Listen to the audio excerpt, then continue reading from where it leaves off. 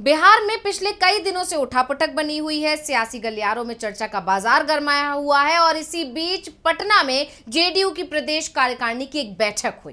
प्रदेश कार्यकारिणी की इस बैठक में बिहार के सीएम, पार्टी के कार्यकारी अध्यक्ष और केंद्रीय मंत्री सहित राष्ट्रीय कार्यकारिणी के सभी सदस्य मौजूद रहे। ऐसे में बैठक में जेडीयू के सभी दिग्गज नेता भी शामिल हुए।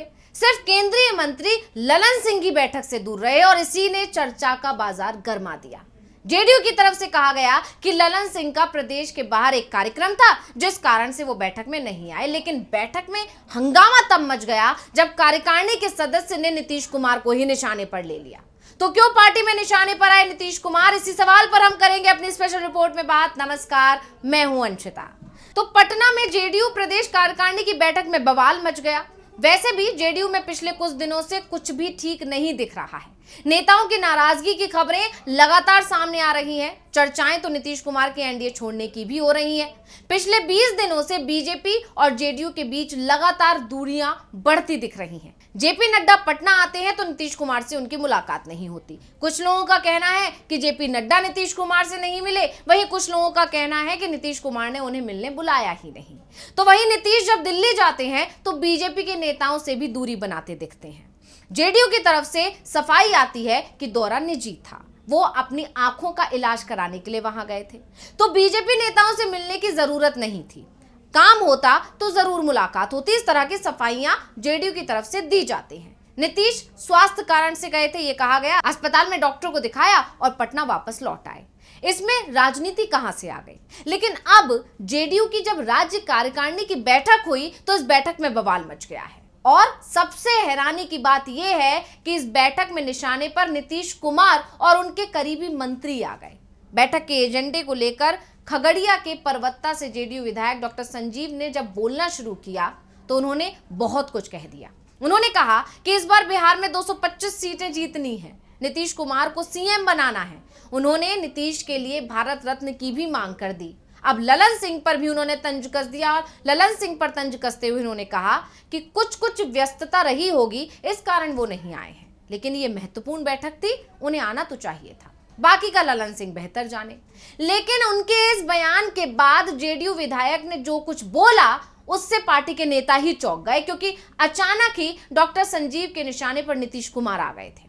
दरअसल निशाना तो नीतीश सरकार में मंत्री अशोक चौधरी पर लगाया गया था, लेकिन इसकी चपेट में खुद नीतीश कुमार भी आ गए, क्योंकि डॉक्टर संजीव ने कहा कि पार्टी के अंदर एक दो लोग जाति सूचक शब्द का इस्तेमाल करते हैं, भूमिहारों के लिए बयान देते हैं, इसका पार्टी को नुकसान होता है। मैं इस तरह की बयानबाजी का सख्त विरोध पहले भी करता था और आज भी कर रहा हूं। यह हमारी पार्टी के लिए दुर्भाग्यपूर्ण स्थिति है कि भूमिहारों को गाली देने वालों को पार्टी का महासचिव बना दिया जाता है। पार्टी में रहकर भूमिहारों के प्रति गलत बयानबाजी करते हैं। भूमिहार हमेशा से एनडीए के साथ रहे हैं। जब जब नीतीश कुमार की सरकार बनी है, भूमिहार दमखम के साथ उनके साथ खड़े रहे हैं। तो जेडीयू विधायक वैसे तो अशोक चौधरी पर हमला कर रहे थे, लेकिन सवाल उन्होंने नीतीश कुमार पर भी उठा दिए। सवाल किया कि अशोक चौधरी पहले से ही मंत्री हैं और मंत्री पद पर रहते हुए उन्होंने गैर जिम्मेदाराना बयान दिए, जिसका नुकसान जेडीयू को हो सकता है आने वाले चुनावों में। उन्होंने गलती की जिसकी उन्हें सजा मिलनी चाहिए थी, लेकिन सजा मिलने के बजाय उन्हें सीएम ने इनाम दे दिया। सवाल अब ये भी उठ रहे हैं कि जेडीयू में दोहरी जिम्मेदारी सीएम नीतीश कुमार को छोड़ दिया जाए तो किसी और के पास नहीं है। सिर्फ पार्टी अध्यक्ष को ही दोहरी जिम्मेदारी दी जाती है, लेकिन यहां अशोक चौधरी जो पहले से ही मंत्री हैं, उन्हें पार्टी का राष्ट्रीय महासचिव भी बना दिया गया।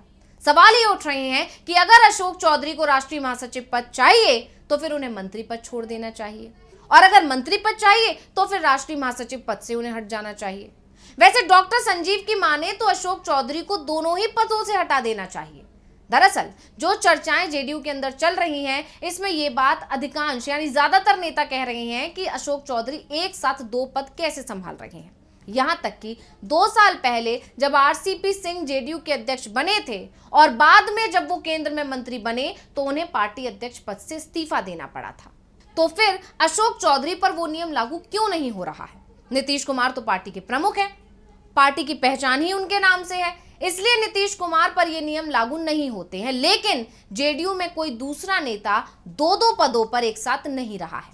ऐसे में सवाल नीतीश कुमार पर भी उठ रहे हैं। वैसे चर्चाएं तो यहां तक हो रही हैं कि जल्दी ही नीतीश कुमार मंत्रिमंडल का विस्तार करने वाले हैं और इसी में अशोक चौधरी को मंत्री पद से हटा दिया जाएगा और डॉक्टर संजय को शायद इसका इशारा मिल गया है, इसलिए उन्होंने खुले तौर पर अशोक चौधरी पर तीखा हमला कर दिया। वैसे जेडीयू की बैठक में एक और मुद्दे को लेकर सवाल उठते रहे और वो था केंद्रीय मंत्री ललन सिंह के गायब रहने का।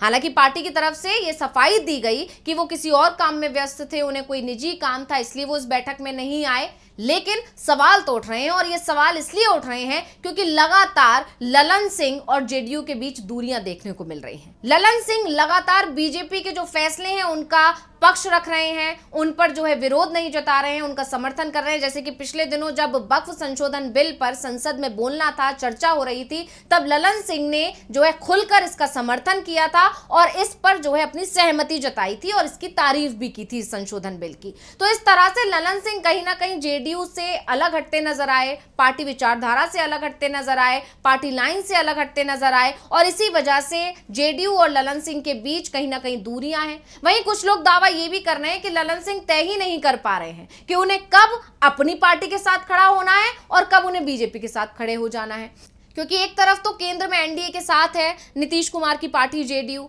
और वहीं दूसरी तरफ बिहार में ऐसी खबरें आ रही हैं कि बीजेपी और जेडीयू कभी भी अलग अलग हो सकते हैं। तो इस वजह से ललन सिंह खुद परेशान है। वहीं कुछ लोग ये भी दावा कर रहे हैं कि बीजेपी अपने काम पर लग गई है जब से जो है नीतीश कुमार के जो है तेवर बदले बदले नजर आ रहे हैं, तब से बीजेपी अपने सहयोगियों को नुकसान पहुंचाने के काम पर लग गई है, जैसा कि वो हमेशा ही करती है, अपने सहयोगी दलों को धीरे धीरे कमजोर करती है और इसीलिए वो कहीं ना कहीं ललन सिंह से करीबियां बढ़ा रही है। और इसी लिस्ट में दूसरा नाम अशोक चौधरी का भी है, क्योंकि अशोक चौधरी ने भी बहुत ही जो है विवादित बयान दिया था। उनके बयान का असर ये हुआ था कि नीतीश कुमार ने खुद उनको मिलने बुला लिया था और करीब 40 मिनट तक उनकी मुलाकात हुई थी। इसके बाद जब अशोक चौधरी बाहर आए थे मुलाकात करके, तब उन्होंने सफाई दी थी कि ये सोचने वाली बात है, मैंने नीतीश कुमार के लिए ऐसा कुछ भी नहीं कहा था।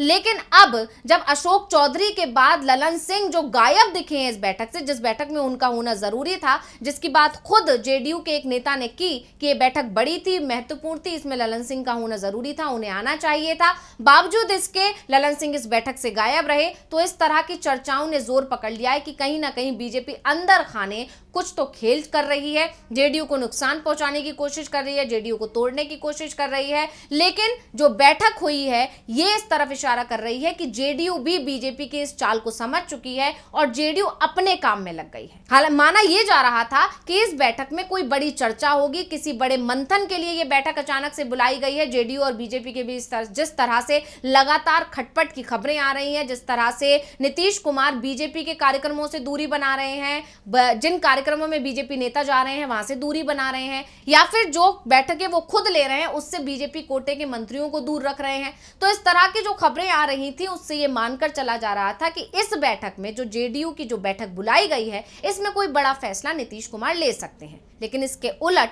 जो है जब बैठक हुई तो इसमें अंदर खुद नीतीश कुमार ही फंस गए, उन पर ही सवाल उठा दिए उनके नेताओं ने और इसके बाद से जो है चर्चाओं का बाजार गर्मा गया। जेडीयू की बैठक में नीतीश कुमार पर जमकर हमले हुए। वहीं इस तरह की जो खबरें बाहर निकल कर आई हैं कि नीतीश कुमार घिर गए, अपने ही पार्टी नेताओं ने उन पर निशाना साध लिया। इसको लेकर कुछ लोगों का, जानकारों का दावा यह भी है कि कहीं ना कहीं बीजेपी से जो है जेडीयू नेताओं की जो नाराजगी बढ़ रही है, इसी वजह से वो नाराजगी जो है कहीं ना कहीं नीतीश कुमार पर भी निकल गई है। अब जेडीयू नेता चाहते हैं कि जल्द से जल्द एनडीए और जेडीयू की राहें जो है वो अलग हो जाएं, लेकिन नीतीश कुमार अभी कुछ समय का इंतजार कर रहे हैं, सही समय आने का इंतजार कर रहे हैं। इसीलिए जो है कहीं ना कहीं जेडीयू नेता अपने ही पार्टी के सीएम से, अपनी ही पार्टी के दिग्गज नेता से नाराज नजर आ रहे हैं। खैर, इस बैठक में और क्या कुछ हुआ इस पर अभी खुलकर चीजें निकलकर नहीं आई हैं, लेकिन ललन सिंह ने जो पार्टी से दूरी बनाई और अपने ही जो नेताओं के निशाने पर नीतीश कुमार आ गए,